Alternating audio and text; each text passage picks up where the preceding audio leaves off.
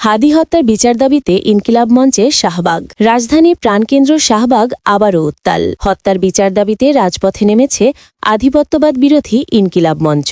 শুক্রবার জুমার নামাজের পর ঢাকা বিশ্ববিদ্যালয়ের কেন্দ্রীয় মসজিদ থেকে বিক্ষোভ মিছিল শুরু করে সংগঠনটির নেতাকর্মীরা। মিছিলটি শাহবাগ মোড়ে পৌঁছলে সেখানে অবস্থান নেন তারা। মুহূর্তেই শাহবাগ পরিণত হয় প্রতিবাদের কণ্ঠে, স্লোগানে আর ক্ষোভে। ইনকিলাব মঞ্চের সদস্য সচিব আবদুল্লাহ আল জাবের উপস্থিত থেকে বলেন, শরীফ ওসমান হাদিকে শুধু হত্যা করা হয়নি, নির্মমভাবে হত্যা করা হয়েছে একটি আদর্শকে, একটি প্রতিবাদী কণ্ঠকে। দ্রুত সময়ের মধ্যে এই হত্যাকাণ্ডের বিচার নিশ্চিত না হলে আন্দোলন আরও কঠোর হবে বলে হুঁশিয়ারি দেন তিনি। উল্লেখ্য, ভারতীয় আধিপত্যবাদ বিরোধী জুলাই বিপ্লবী নেতা শরীফ ওসমান হাদিকে গত ১২ ডিসেম্বর ঢাকার একটি সড়কে প্রকাশ্যে গুলি করা হয়। রক্তাক্ত অবস্থায় তাকে সিঙ্গাপুরে নেওয়া হলেও শেষ রক্ষা হয়নি। ১৮ ডিসেম্বর চিকিৎসাধীন অবস্থায় মৃত্যুবরণ করেন তিনি। এই হত্যাকাণ্ড শুধু একজন মানুষের জীবন কেড়ে নেয়নি, নাড়িয়ে দিয়েছে পুরো প্রতিবাদী রাজনীতিকে। আজও প্রশ্ন রয়ে গেছে, কে দেবে এই হত্যার জবাব? পুলিশ জানিয়েছে, ঘটনার পর শুটার ফয়সাল করিম মাসুদ ও তার সহযোগী আলমগীর শেখ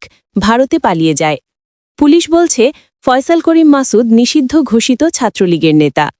শাহবাগে দাঁড়িয়ে ইনকিলাব মঞ্চের নেতাকর্মীরা স্পষ্ট করে দিয়েছেন, শরীফ ওসমান হাদির রক্ত বৃথা যাবে না। বিচার আদায় না হওয়া পর্যন্ত রাজপথ ছাড়বে না তারা। শাহবাগ আজ শুধু একটি মোড় নয়, এটি এখন ন্যায় বিচারের দাবি আর প্রতিবাদের প্রতীক।